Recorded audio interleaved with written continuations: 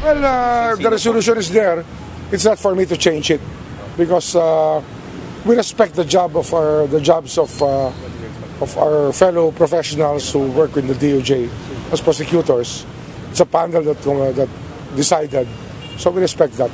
We want it to be filed as soon as possible.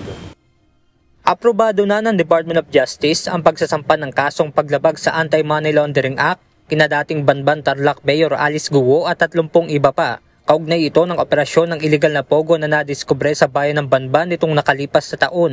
Sa inilabas sa resolusyon ng DOJ Panel of Prosecutors, nakitaan ng sapat na basihan upang kasuhan ng 62 counts ng paglabag sa Anti-Money Laundering Act sina Guo.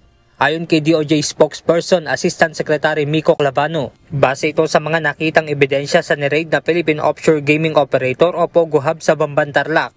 Yung mga operations nila sa loob, nahanap po natin na yung iba doon, scamming, kagaya ng love scam or investment scam or crypto scam, yun po ay findings din po ng ating law enforcement agencies. No?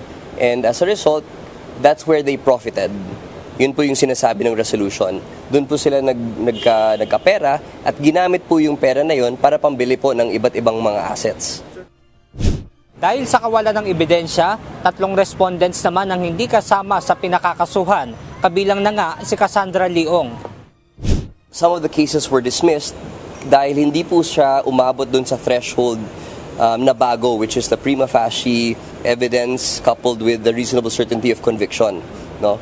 So it speaks to the reforms of the department dahil hindi natin ifa-file ang isang kaso kung hindi tayo sigurado na mananalo tayo sa korte. Isasampa ang mga kaso sa Manila Regional Trial Court. Benedict Samson, UNTV News and Rescue. Diyos ang aming sandigan, serbisyo publiko ang aming pinahahalagahan.